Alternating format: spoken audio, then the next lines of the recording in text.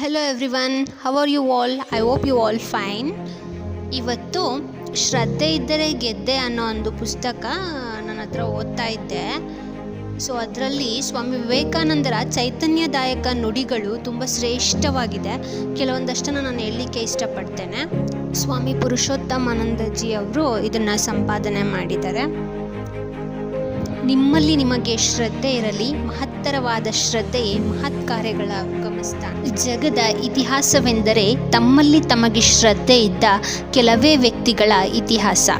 ವ್ಯಕ್ತಿಯಲ್ಲಿ ಸುಪ್ತವಾಗಿರುವ ದಿವ್ಯತೆಯನ್ನು ಸುವ್ಯಕ್ತಗೊಳಿಸುವುದೇ ಈ ಶ್ರದ್ಧೆ. ನರನನ್ನು ನರಸಿಂಹನನ್ನಾಗಿಸುತ್ತದೆ ಈ ಶ್ರದ್ಧೆ.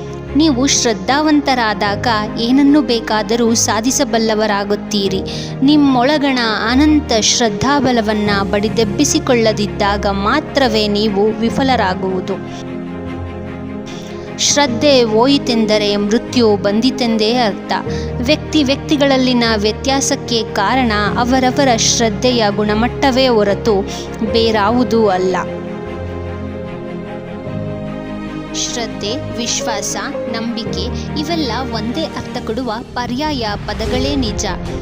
ಆದರೆ ಶ್ರದ್ಧೆ ಎಂಬ ಈ ಶಬ್ದ ಅತ್ಯಂತ ವಿಶಿಷ್ಟವಾಗಿಯೇ ಕಂಗೊಳಿಸುತ್ತದೆ. ಅತ್ಯುನ್ನತ ಜ್ಞಾನರಾಶಿಯನ್ನೊಳಗೊಂಡಿರುವ ಉಪನಿಷತ್ತು ಭಗವದ್ಗೀತೆ ಈ ಶ್ರದ್ಧೆಯ ಕುರಿತಾಗಿ ಬಣ್ಣಿಸುವ ಬರೀ ಅಚ್ಚರಿ ಮೂಡಿಸುತ್ತದೆ.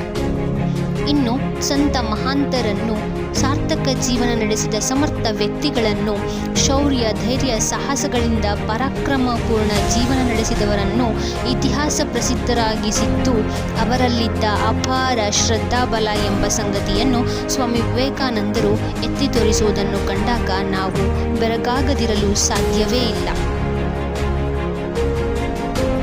ಸ್ವಾಮಿ ವಿವೇಕಾನಂದರು ಹೇಳುವಂಥದ್ದು, ಓ ನನ್ನ ಧೀರ ಸುತರೆ, ನೀವೆಲ್ಲರೂ ಮಹತ್ ಕಾರ್ಯವೆಸಗಲು ಜನಿಸಿದವರು. ಇದರಲ್ಲಿ ಶ್ರದ್ಧೆ ಇರಲಿ ನಿಮಗೆ. ನಾಯಿ ಕುನ್ನಿಗಳ ಕೂಗಿಗೆಲ್ಲ ನೀವು ಬೆದರುವುದೇ ಎಂದಿಗೂ ಸರಿಯಲ್ಲ. ಎಂತಹ ಬರಸಿಡಿಲಿಗೂ ನೀವು ಬೆದರಬೇಕಾಗಿಲ್ಲ. ಓ ನನ್ನ ಪ್ರಿಯ ಮಿತ್ರ, ನಿನ್ನನ್ನು ನೀನು ದುರ್ಬಲನೆಂದುಕೊಳ್ಳುವೆ ಏಕೆ? ಅಶಕ್ತನೆಂದುಕೊಳ್ಳುವೆ ಏಕೆ? ನಾ ಹೇಳುವೆ ಕೇಳಿಲ್ಲಿ. ಅಪರಿಮಿತ ಶಕ್ತಿಯಡಗಿರುವುದು ನಿನ್ನಲ್ಲಿ. ಸದಾ ನಿನಗದರ ನೆನಪಿರಲಿ. ದುರ್ಬಲನಾಗದಿರು, ಬಲಾಢ್ಯನಾಗು, ಶಕ್ತಿಶಾಲಿಯಾಗು. ಈ ಬಲಕ್ಕೆ, ಈ ಶಕ್ತಿಗೆ ನೀ ಹೋಗಬೇಕಿಲ್ಲ ಅಲ್ಲಿ ಇಲ್ಲಿಗೆ. ಅದೆಲ್ಲ ಇಲ್ಲೇ ಇದೆ ನಿನ್ನೊಳಗೆ. ನಿನ್ನಲ್ಲಿ ಶಕ್ತಿ ಅಡಗಿದೆ ಎಂಬುದು ನಿಜ. ಆದರೆ ನೆನಪಿಡು, ನಿನಗದರಲ್ಲಿ ನಂಬಿಕೆ ಇರಬೇಕೆಂಬುದು ಅಷ್ಟೇ ನಿಜ.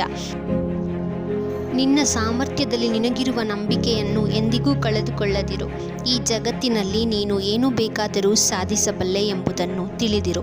ಸಕಲ ಶಕ್ತಿಯು ನಿನ್ನಲ್ಲೇ ಇರುವುದರಿಂದ ಎಂದೆಂದಿಗೂ ನಿನ್ನನ್ನು ನೀನು ದುರ್ಬಲನೆಂದುಕೊಳ್ಳದಿರು. ಶ್ರದ್ಧೆ, ಶ್ರದ್ಧೆ, ಶ್ರದ್ಧೆ. ನಿನ್ನಲ್ಲಿ ನಿನಗೆ ಶ್ರದ್ಧೆ, ದೇವರಲ್ಲಿ ಶ್ರದ್ಧೆ. ಇದೇ ಯಶಸ್ಸಿಗಿರುವ ದಾರಿ.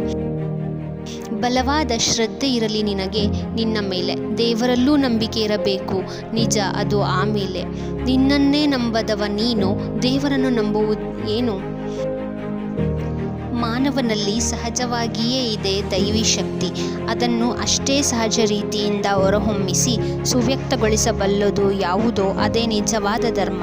ನೆನಪಿಡಿ, ನೈಜ ಧರ್ಮವೆಂದರೆ ಅದಾಗಲೇ ಮಾನವನಲ್ಲಿ ಹುದುಗಿರುವ ಸಹಜ ಶಕ್ತಿಯ ವಿಕಾಸ. ಜನಕ್ಕೆ ಕಲಿಸಬೇಕು ದೃಢಕಾಯರಾಗಿ ಕಾರ್ಯಶೀಲರಾಗುವುದನ್ನು. ಜಗವನ್ನೇ ಗೆಲ್ಲುವರಿಂತಹ ಕೆಲವೇ ಸಿಂಹಗಳು ಕೋಟಿಗಟ್ಟಲೆ ಕುರಿಗಳಲ್ಲ. ಸ್ವಾಮಿ ವಿವೇಕಾನಂದ. Thank you.